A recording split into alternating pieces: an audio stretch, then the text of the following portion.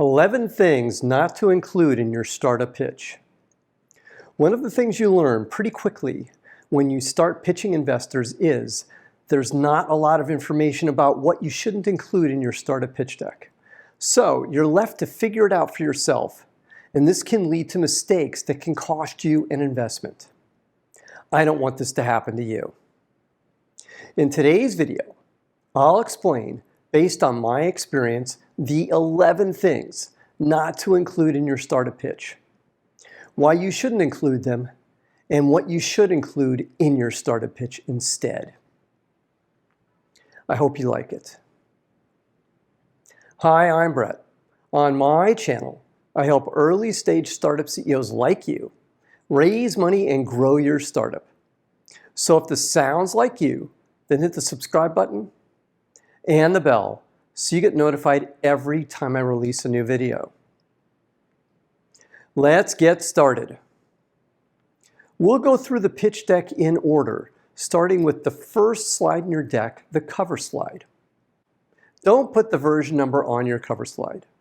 The reason is, when you start getting to about version 10 and beyond, your pitch deck will look what they call well-shopped to investors. And that's a red flag to investors because it signals to investors that a lot of other investors have passed on your deal. And that can scare investors away.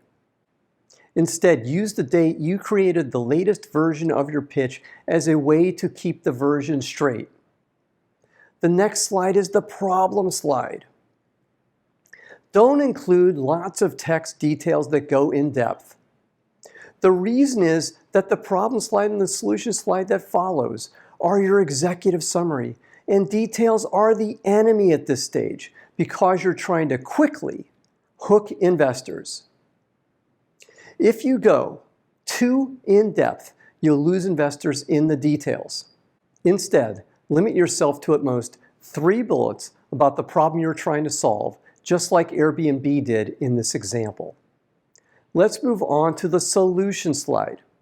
Don't have the solution solve a different problem than what's in the 3 bullets of the problem slide. It seems obvious, but I see this mistake made over and over again.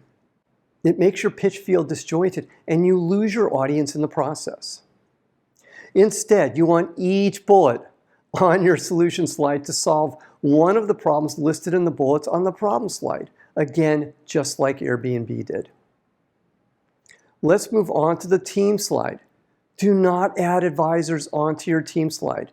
This is a huge mistake because investors know that the management team runs the company, not the advisors. In fact, investors know that most advisors don't really provide much advice at all. So just leave them off the list. Instead, only list your executive team on the team slide. Then add a bullet at the bottom like LinkedIn did in their Series B pitch deck. Now we're on to the market slide. You don't want to show the math about how you determined the market size. That's too much detail for a pitch deck. Investors will do their own work to determine how big the market is. Instead, just show the answer like Airbnb did. Next, it's the how it works slide. You don't want to do what I did in my first pitch deck. I got way too technical, and I lost my audience in the process. Instead, you want to do something like what Airbnb did, where they simply showed how their service worked. Let's move on to the product roadmap. The classic mistake you don't want to make is to have milestones that aren't connected to dates. The reason is that your roadmap doesn't look real to investors, so you lose credibility and that can cost you an investment. Instead, you want to have dates, hopefully down to the month, associated with your key features and product launches, like LinkedIn had. Then one final piece of advice. Set the dates to ensure you meet these dates. So put in a little buffer versus what you think will happen. Now we're on to the competitive analysis slide.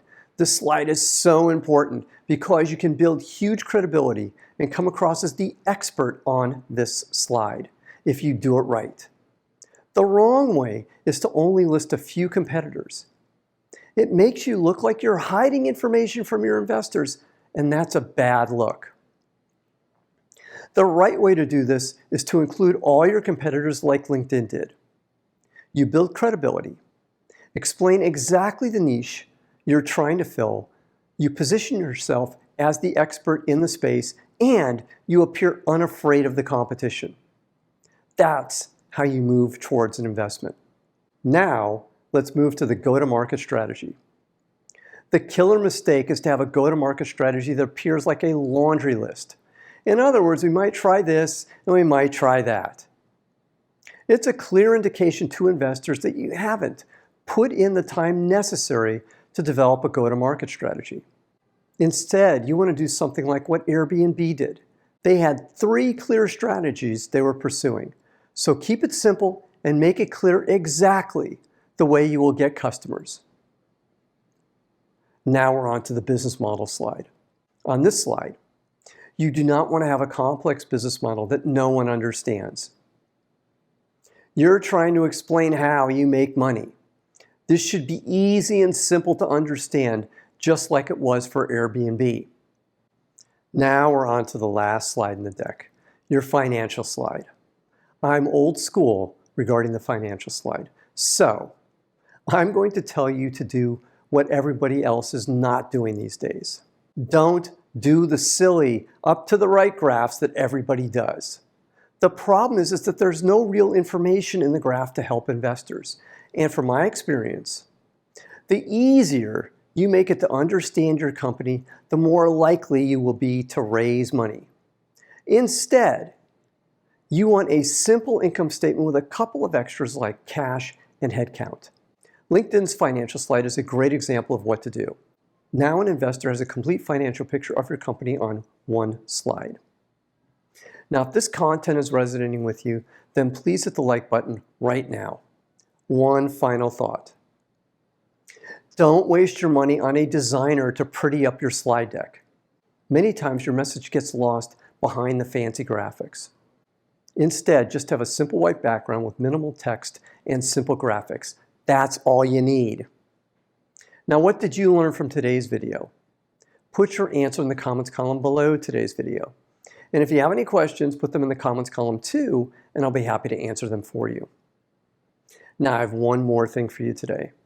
It's my free startup pitch deck template. It has all the slides you need to develop an awesome pitch deck. Click the link below today's video and it's yours for free. And for more great content, click on the video at the end of today's video. And if you haven't already, then click the subscribe button to get notified every time I release a new video. I'm Brett at brettjfox.com. Thanks for watching today. Take care. Bye.